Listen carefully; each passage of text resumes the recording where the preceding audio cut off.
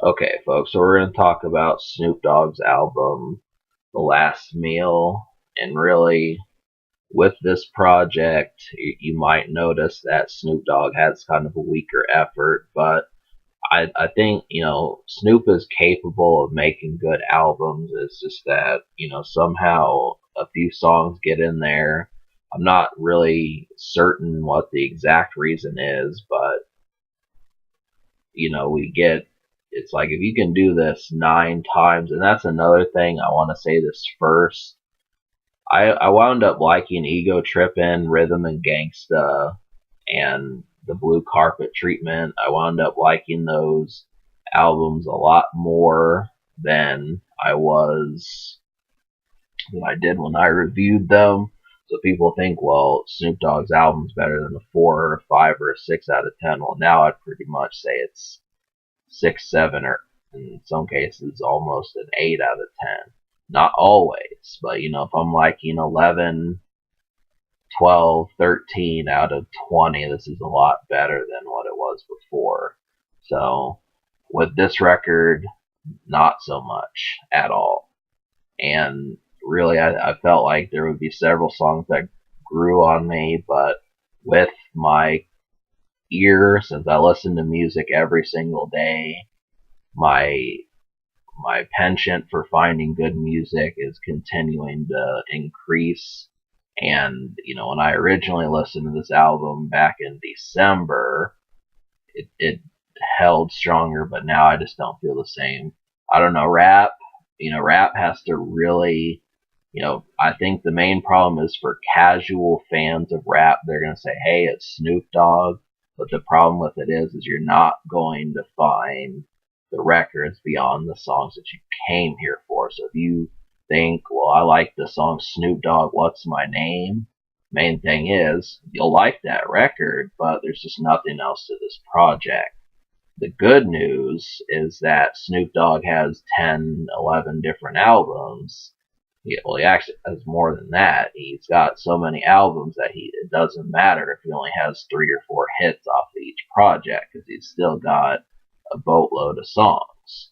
So I've said this before, but just go in with that. So it's up to you whether or not what you want to do with this, release, because the charting songs that I've mentioned are worthwhile. That's the thing. They are Hennessy and Buddha, Laylo, What's My Name Part 2.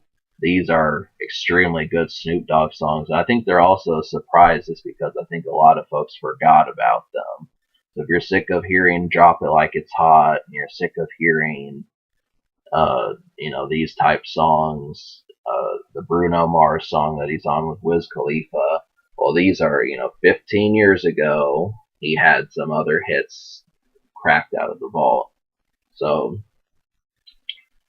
really, the production, that's a huge problem I have with this project.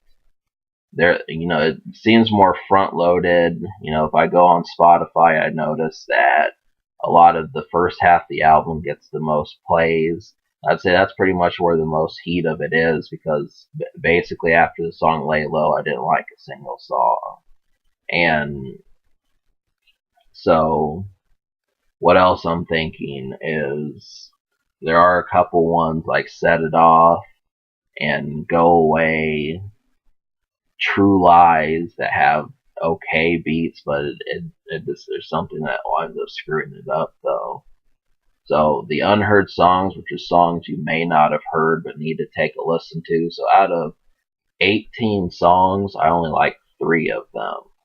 And then there were 2 almost songs, which are songs I'm on the fence about. So the 3 songs I like were Hennessy and Buddha, Snoop Dogg, What's My Name Part 2, and Lay Low.